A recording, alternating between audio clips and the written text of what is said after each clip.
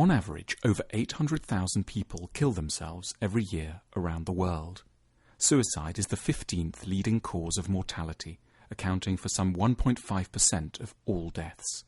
More people die by suicide than are collectively murdered, die in traffic accidents, or are killed by animals. It remains entirely strange, then, that through the media we should hear so much about killers and so little about those who take their own lives. And, judged by the statistical risks, we have far more to fear from embarking on a love affair, which may lead to the suicide of one of the parties if things go wrong, than we do from sharks.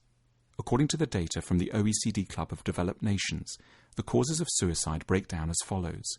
45% are estimated to be physiologically based, to do with imbalances in brain chemistry.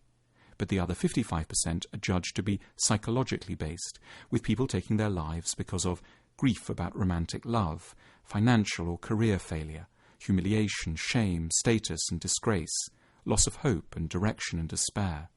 Other. Suicide is the supreme reminder of our intense psychological vulnerability and of the deep difficulties we have in communicating this vulnerability to others, and so of creating communities imbued with the right, life-saving sort of attitudes. Governments in the wealthy nations tend overwhelmingly to direct their efforts to dealing with poverty, illness and aging.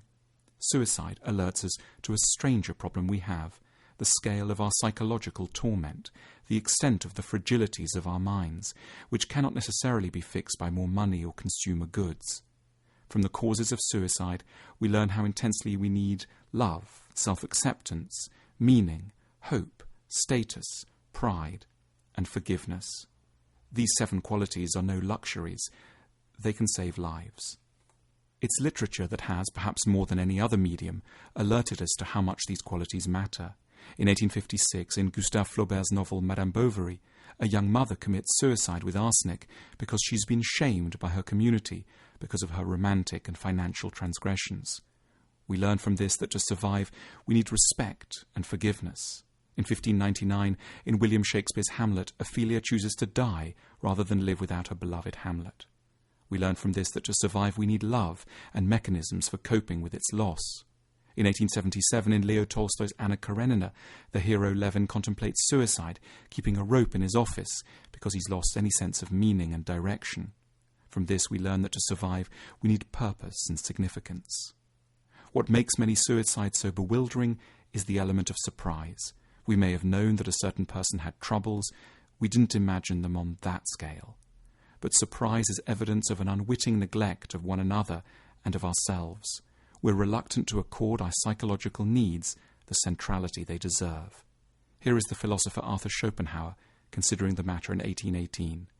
We should always be mindful of the fact that no man is ever very far from the state in which he would readily want to seize a sword or poison in order to bring his existence to an end. It's telling that some countries have higher rates of suicide than others. In Kuwait, the rate is close to 0, or 0.1 per 100,000 people, whereas in India and France, it's closer to 10. In Japan, it's distinctly higher at 17.9, and China has the highest rate of all at 25.6.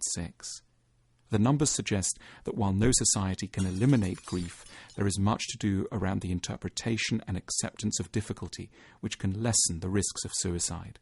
Societies with low suicide rates have a greater acceptance of failure, a higher role for forgiveness, and a status system that honours intrinsic value over achievement. Suicide is the greatest symbol we have of the sheer difficulty of being human. That its existence continues to surprise us is a sign that there are much greater levels of distress at large than we're normally ready to countenance. Still, only a tiny proportion of a population do ever commit suicide, but that some do so is evidence of the scale of hidden anguish. It's a proof of how very fragile we all are, and therefore how we owe each other and ourselves so much more compassion than we currently tend to give.